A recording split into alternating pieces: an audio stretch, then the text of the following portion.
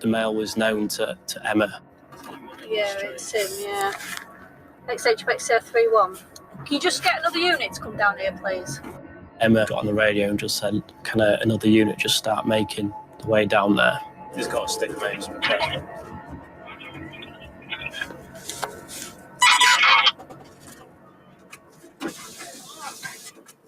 Come over here, come here, I want to speak to you. Given the people on the street, we decided to kind of like walk him away from everyone so we could have a chat with him.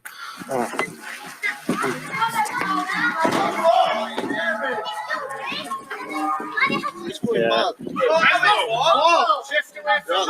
They were goading him a little bit, you know, scaring him almost. You know, the police are coming to take you away, you better start running, that kind of thing. I'm just taking you away from all this group, that's all. All right, okay. Lovely. Do you know what? We'd managed to take him away, you know, just so what we were doing and discussing with him was in private. We could take the weapons from him safely. Listen. Right, listen to me, listen. Because you've got all this on, I'm listening to you. I'm on you. No, lovely. All right. Emma took the bit of wood off him, and I could clearly see something on his waistband, 2 bits of wood and a bit of chain. Come on, just Unfortunately, a group of the males decided to follow us. They was really goading him. I could hear people shouting for him to sort of like grab us. They were telling him to run. And it was at that point there I decided I needed to push my button. As soon as we literally physically put a hand on him, it just went off.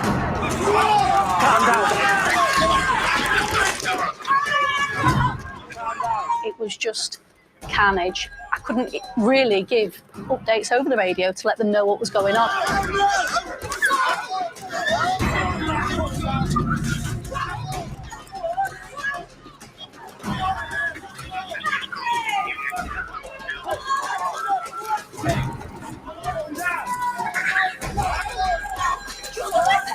It just literally happened in seconds. He was in a garden. We managed to kind of like corner him almost. He pulled the nunchucks from his trousers and he was actually swinging them. I could hear them. I could hear them shouting. I'm going to swear now as well, but I could hear them shouting like, you know, fucking smack her, hit her, she's a fucking slag.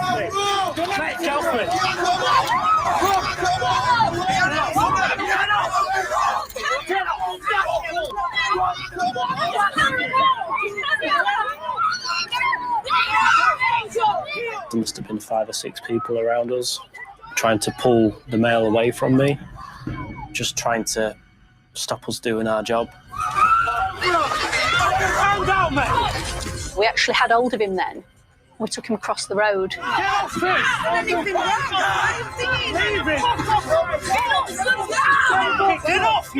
Again, this crowd closed in around us. I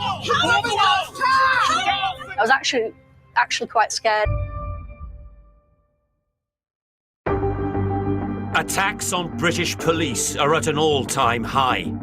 In Ashby, Scunthorpe, PC Emma Beck and PC James Dixon are being stopped from detaining a man on a local estate. There was a group of males sitting on the wall. Was he here before? The male has been seen with a machete, a bit of wood. Has he been chasing kids about? Has he? Yeah. Yeah, he's pretty bad. As soon as we literally physically put a hand on him, it just went off. At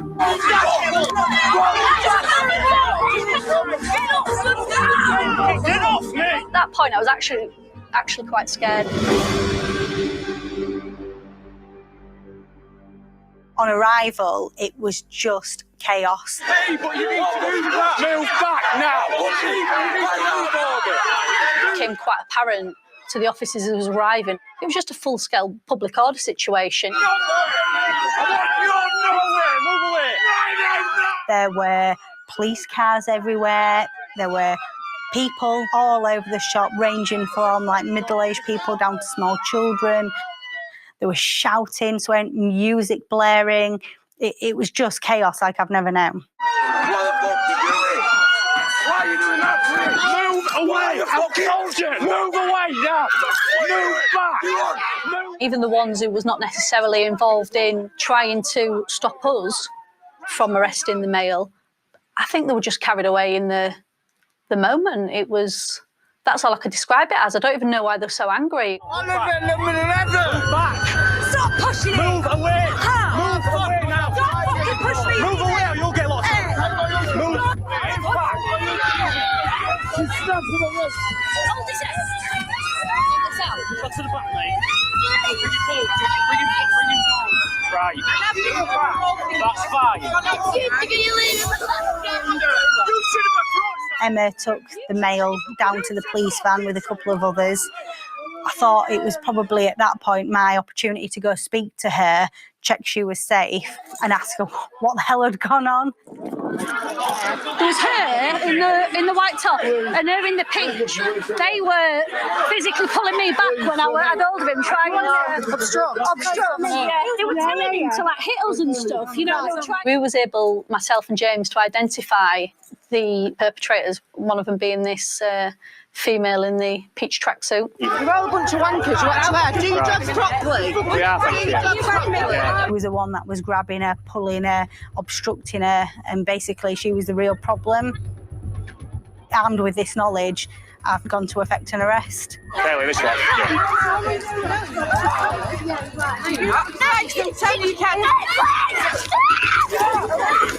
She knew exactly what was coming, and as soon as I've put hands on her, she's then taken her a chance and pulled from my grip. She's much bigger than I am, and ginned me.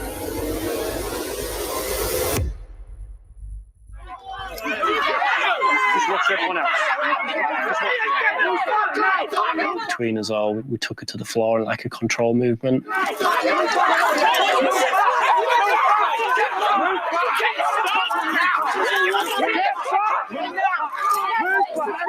I had a few seconds of, you know, deer in the headlights, what's just gone on. I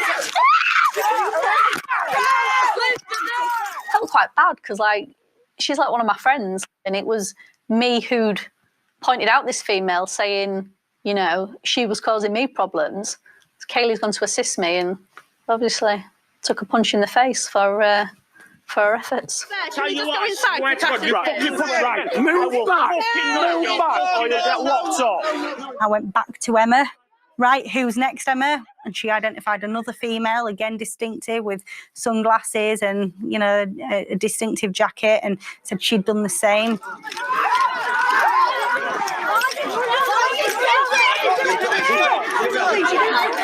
I still don't understand why they wanted to get involved and why they did. Then it suddenly escalated.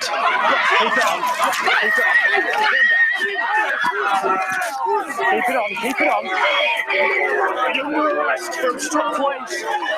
Once those two females have been arrested, it's all about trying to restore the peace, trying to get everybody calm again, you know, to reduce the noise and the arguments and everything else. Right, you're going to calm down? Yes, I'm calm. Right, okay. I'm calm. All right. Just have a Sorry. look at his cuffs, myself. I really am sorry. There were a lot of us, and it's then important to learn when to withdraw, because our mere presence can then aggravate people.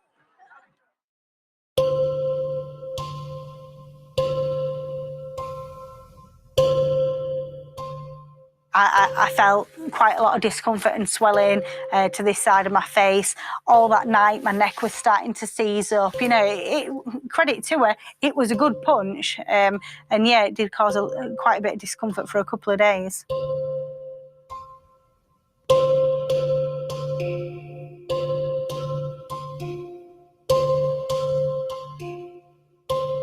I think it was a bit of entertainment for them. You know, just the way they were goading the male, the things they were saying to us. Yeah, I think it was a bit of sport for them, a bit of entertainment.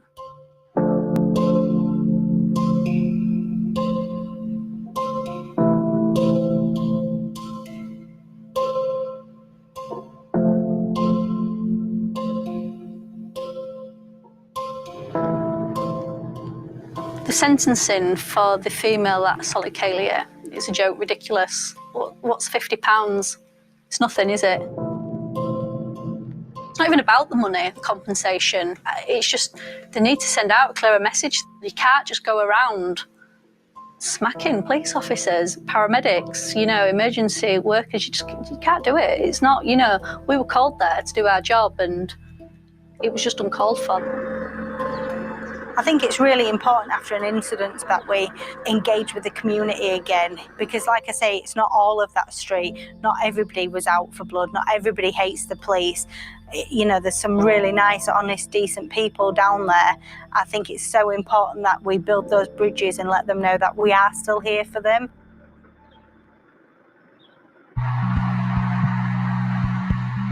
In the year 2018 to 2019, nearly 9,500 people joined the police in England and Wales, the highest number for 10 years. After taking into account people leaving the force, in real terms, it was only an extra 766 officers. But the government have announced they want to recruit 20,000 new officers before 2023. The announcement of the government very recently, 20,000, is very welcome, and that will have a really significant impact. But in my mind, there isn't a doubt that under austerity and those reducing numbers, there will have been occasions where officers have been alone. Whoa, whoa, whoa, whoa, whoa, whoa, whoa, whoa, whoa, whoa, whoa. Whoa, whoa, whoa, whoa, whoa. That's it. Get on the floor now! Get on the floor! Get on the floor! Get on the floor now! Get him, put him, get off me! Get up! Put it down! Put it down! It's a really tough job. It's got its challenges. You will encounter things that you shouldn't encounter. You will have to deal with things that nobody should have to deal with. You enter people's lives, sometimes at the most traumatic that they've ever been through. But you also have to accept that you will face some real hostility, some violence. Violent crime has been steadily rising in London. The Met Police recorded over 215,000 incidents in 2018 to 2019, a rise of over 13,000 on the year before.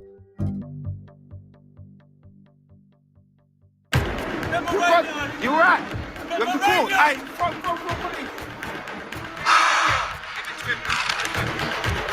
What is radio? I need an ambulance now. I've been stabbed with machete. You need help? Hurry up!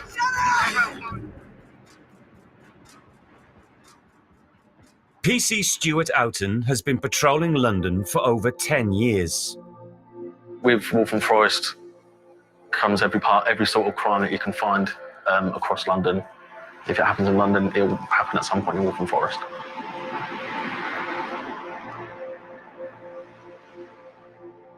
I joined as a very fresh-faced 19-year-old back in 2009, and when you're going into someone who's in their maybe mid-40s, they've got 3 children, one of them's the same age as you or something, and you're going in there and telling them how to live their life and how to change their ways.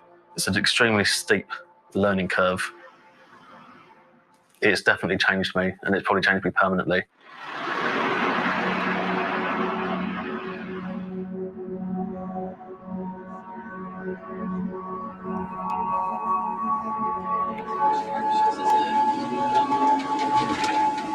It only started at 10 o'clock that night. Nothing much was happening on the radio. Me being traffic orientated, I was looking around for any road-based offenders and considering my dinner options later on in the night. So a perfectly normal night shift to begin with. Approaching midnight, this van was 17 years old. It was a 52 plate. And this is down Leighton High Road where there's no warehouses, no industry. No one needs a white van at that time of the night. So it immediately raises suspicion. Run it through PNC. And it just flashed up as no insurance. So I put on my blue lights and my two-tone, signalled this vehicle to stop.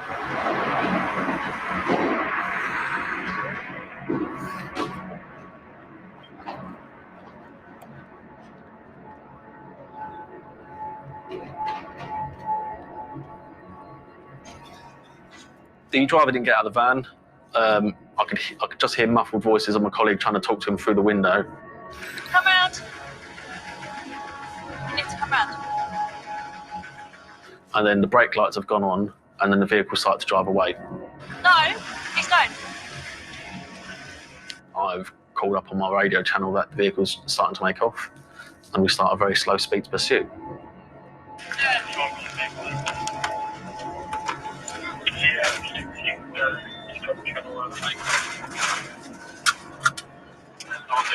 We didn't get no more than 25 miles an hour. So it wasn't going that far before he stopped, maybe no more than 300-400 metres down the road, just underneath Leighton Midland train station. Standby vehicle's now coming to a stop. He's got out of the vehicle and walked between my vehicle and his and was just looking at me, shouting at me. I couldn't really hear what he was saying, so I got my colleague, get him over to the path. Sir, come here. Sir, come here.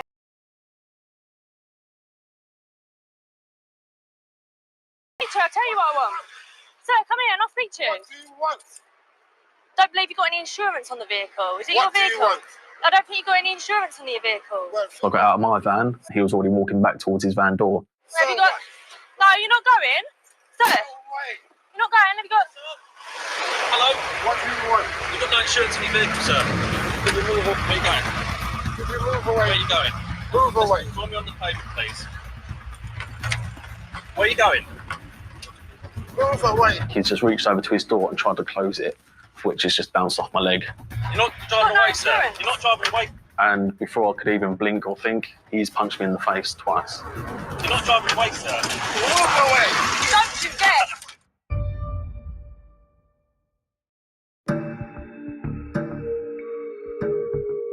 In East London, PC Stuart Oughton has been punched in the face as he detains a late-night driver.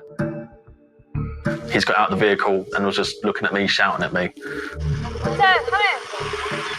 Sir, come here. You're gonna knock me down. Sir? He's reached over to his door and tried to close it, which has just bounced off my leg. Where are you going? Move away. You're not driving away, sir. You're not driving away, Before I could even blink or think, he's punched me in the face twice. sir. Move away. Don't you dare.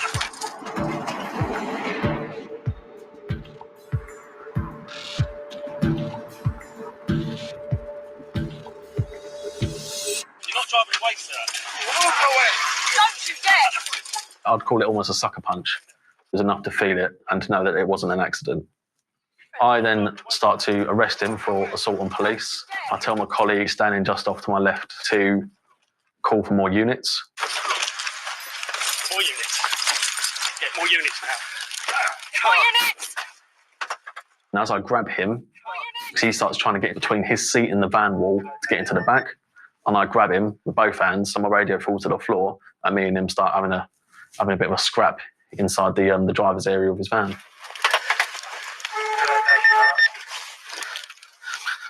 You're under arrest for assault police. Don't have to say anything, mate. Potential still mention questions touch like in court. Anything you do, so may be given evidence. You're about to be. Yeah? You're about to be. He's trying to get back there and reach for something. Obviously, I can't see what it is. Yeah? Stop fighting. Stop resisting. And he's broken through my grip and leant across. And then he started hitting me with something and grunting as he's hitting me. At that point, I wasn't really concentrating on what he was hitting me with. I realised it was hurting, but I was still trying to grab him and drag him out until I realised that my head is getting really wet really quickly. I was bleeding a lot. So I kind of focused in on his right hand, and that's when I've realised it's a really long, quite rusty looking machete. It's almost like in the action movies where everything goes slow motion and then it's, oh wait, that's machete and that's been hitting me. I backed away to draw my taser, and as I backed away, he's been following me at the same pace, if not quicker, than I'm backing away from him. And he's still swinging, slicing, chopping. He's going for me, and at that moment, if I don't stop him, he'll kill me. I've drawn my taser, As I've fallen, I fired.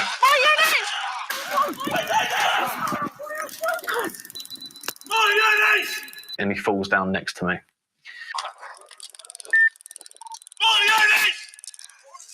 If I pass out through loss of blood, I can't keep that taser going, and then he might get up and finish what he started.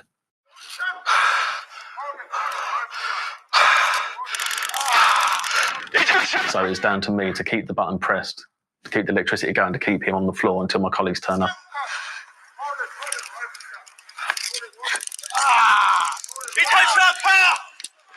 My colleague managed to discard the knife somewhere away and then kept that knife secure whilst I kept the suspect on the floor. Hold him, officer.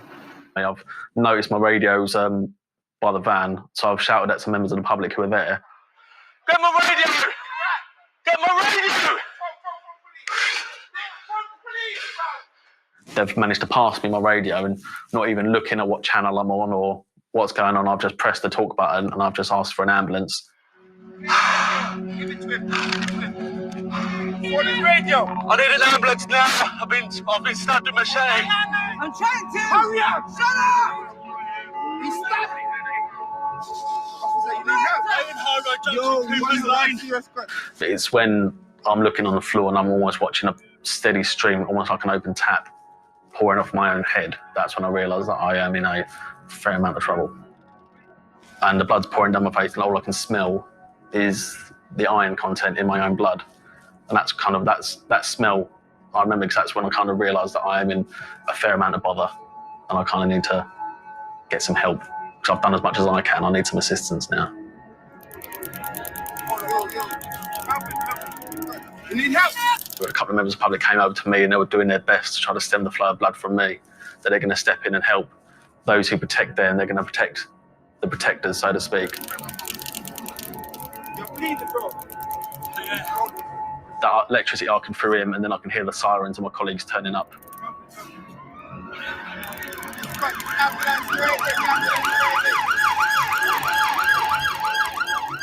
I don't know how long I was there for, but felt like an eternity, but it was probably only 15, 20 minutes before they got me in the back of the ambulance and carted me off to hospital.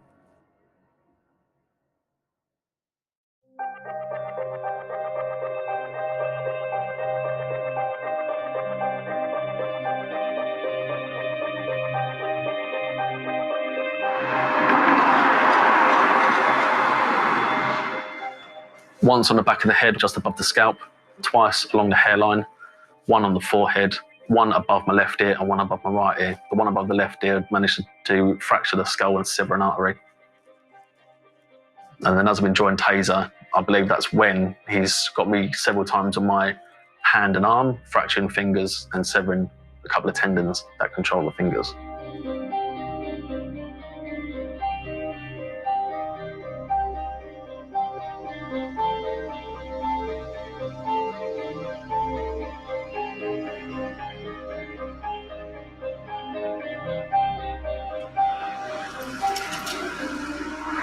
The injury on my head was the worst, but the injury that did the most damage was my hand.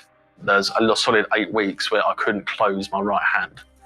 If I tried to, I'd have snapped a tendon and I'd have gone back to square one. And then once I could even make a fist, then I've got nearly 8-12 weeks of muscle wastage in an arm where I've not been able to do anything, and I've had to rebuild the muscle and even almost retrain the fingers to make the same movements what they did beforehand. It's a very slow process.